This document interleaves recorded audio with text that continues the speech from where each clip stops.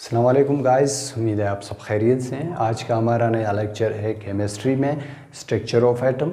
इसमें हम क्या पढ़ने जा रहे हैं, एटम को पढ़ेंगे, उसकी स्ट्रक्चर और साथ ही साथ उसकी ओरिजिन को हमें डिस्कस करना है कि लफ्ज़ एटम आया कहाँ से है। साथ ही साथ उसका डिफिनेशन पढ़ेंगे और साथ ही साथ उस यानी एक एटम की जो साख्त है, जो स्ट्रक्चर है, वो किन चीज़ों पर मुश्तमिल है, हम उन चीज़ों का भी स्टडी करेंगे इसमें।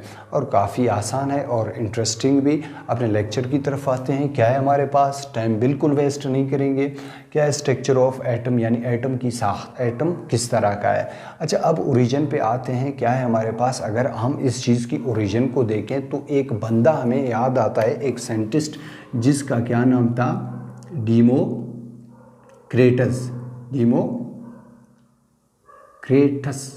एक बंदा था, एक साइंटिस्ट था जो कि एक फ़िलासफ़र भी था। कब, 400 कब्ल मसीह में या 400 बीसी में वो बंदा आया था दुनिया में और उसने ये बताया, क्या बताया कि उसने एक्सपेरिमेंट किया या कुछ काम किया। उसने कोई मैटर उठाया, फ़र्ज़ करें मार्कर तो इस तरह से नहीं होता, उसने कोई पेज उठाया, कोई पेपर का कोई पेज उठाया। उसने क्या कहा, उसको काटता गया, आखिरकार एक बहुत ही छोटा सा उसका एक पीस बच गया, टुकड़ा। ठीक है, हम यहाँ पे रख रहे हैं। उसका ये छोटा सा टुकड़ा बच गया तो इसने कहा कि ये अब मज़ीद नहीं काटा जा सकता।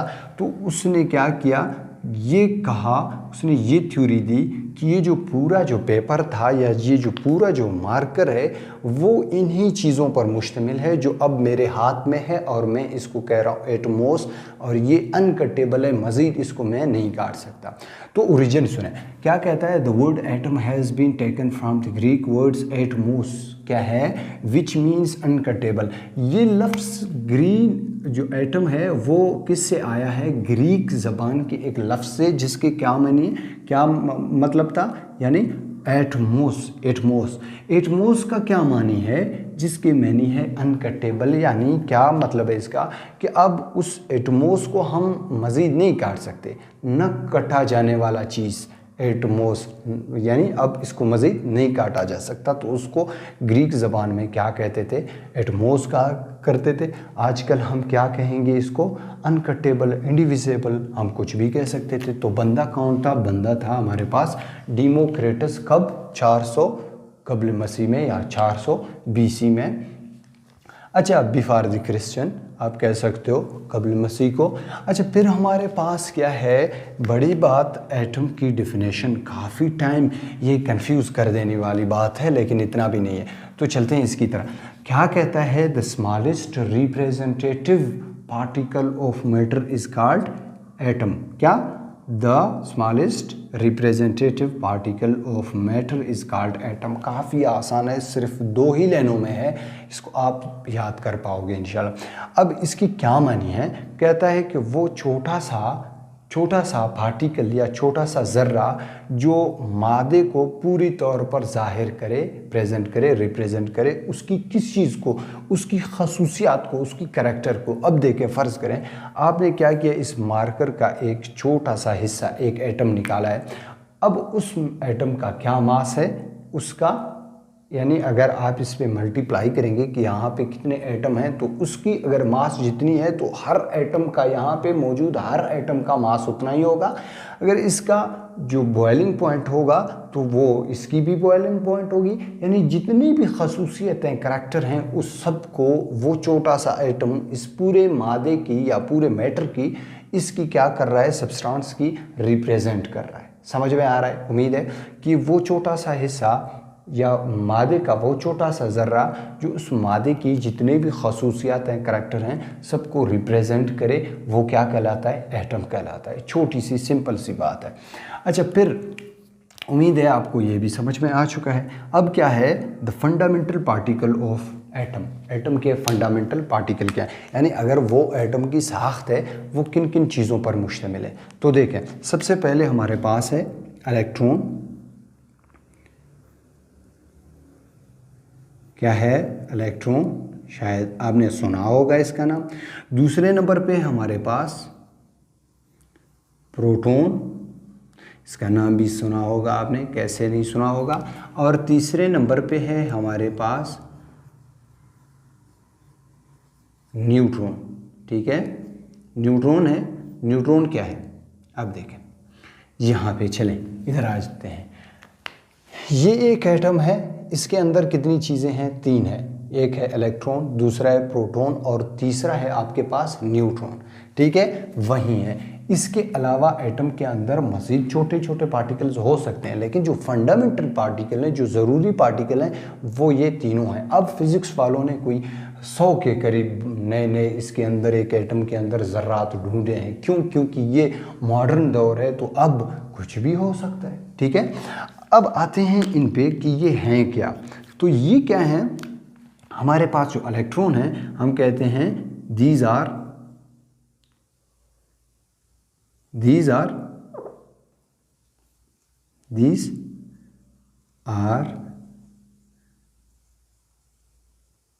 negative charge particle।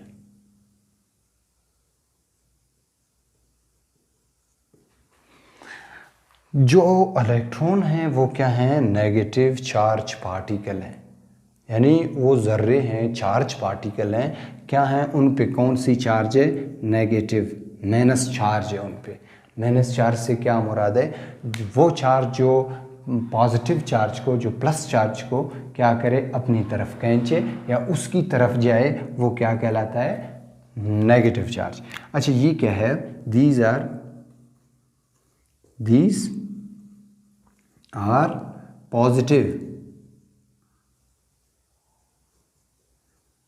Positive charge particle.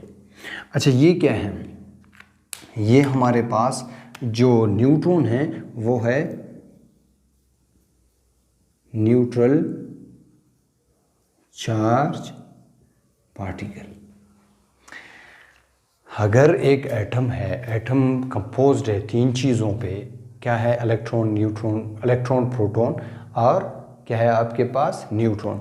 तो वो कहाँ पे हैं, जो एटम के बीच में एक बहुत ही नुक्ते नमा, बहुत ही छोटा, कहता है अगर इस कमरे में इस कमरे को अगर आप पूरा एक एटम तस्वूर करें, तब भी वो जो इसका न्यूक्लियस है वो इतना सा छोटा है और इससे भी मज़ीद छोटा है। ठीक है, अगर पूरा आपके पास कमरा क्या है, एक एटम हो, तो वो बहुत ही छोटा है, यानी ये इतना ही छोटा है उसका न्यूक्लियस। और उस न्यूक्लियस, वो जो न्यूक्लियस है, उस एटम की जितनी भी मास है वो कहाँ पे है, इस न्यूक्लियस के अंदर प्रेजेंट प्रोटॉन और न्यूट्रॉन की तादाद है। अब देखें, जो प्रोटॉन है हमें पता है पॉजिटिव चार्ज है उस पर, और वो कहाँ रहते हैं, न्यूक्लियस के अंदर, मरकज़ी के अंदर। जो हमारे पास न्यूट्रॉन है उन पे कोई चार्ज तो नहीं है, उनकी मास है। क्या है, उनकी मास है, उन पे कोई चार्ज नहीं है, उनकी मास है। अच्छा, फिर जो इलेक्ट्रॉन है उस पे नेगेटिव चार्ज है, लेकिन इसकी मास जो है बहुत ही इंतहाई कम है, तो इसीलिए हम मास सिर्फ इन दोनों के लेते हैं, इलेक्ट्रॉन और प्रोटॉन की। अच्छा, अब बीच में न्यूक्लियस है और यहाँ पे हम कहते हैं शेल्स हैं, या ये ऑर्बिट हैं। ये क्या हैं, ऑर्बिट आप कह सकते हो, शेल्स कह सकते हो। ये वो जगह हैं जहाँ पे हमारे पास इलेक्ट्रॉन्स घूमते हैं, इलेक्ट्रॉन्स घूमते हैं इसके इर्द गिर्द। ये कोई हकीकी कोई रोड वगैरह नहीं है कि आप कहते हो यहाँ पे कोई हाईवे है, इस तरह घूमते रहते हैं इलेक्ट्रॉन, ऐसा कुछ नहीं है। यानी अगर बीच में अगर न्यूक्लियस है तो इलेक्ट्रॉन इसके इर्द गिर्द इस तरह, कुछ इस तरह घूमते हैं।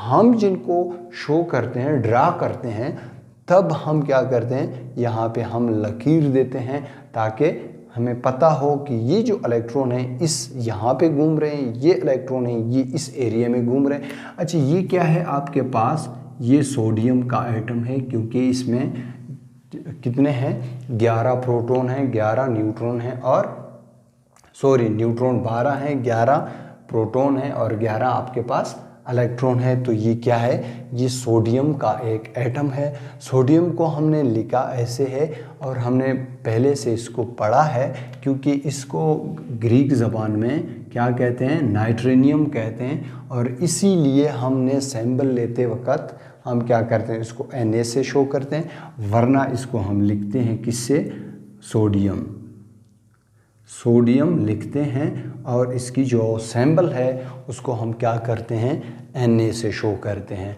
तो ये आपका लेक्चर इंशाल्लाह कंप्लीट हो चुका है। अगर आपको फिर भी कुछ समझ में नहीं आया हो इसमें, तो आप उसको कमेंट में हमसे पूछ सकते हैं, मेंशन कर सकते हैं। तो अल्लाह हाफिज़, खुश रहें, आबाद रहें। फिर इंशाल्लाह मिलेंगे एक नए लेक्चर के साथ। तब तक अल्लाह हाफिज़। और हाँ, हमारे लेक्चर को ज़रूर फॉलो करें, ज़रूर लाइक करें, बेल आइकन को ज़रूर दबाएं, सब्सक्राइब ज़रूर करना है। और ये आपका ड्यूटी है और ये आपको निभाना है, और लेक्चर देना हमारा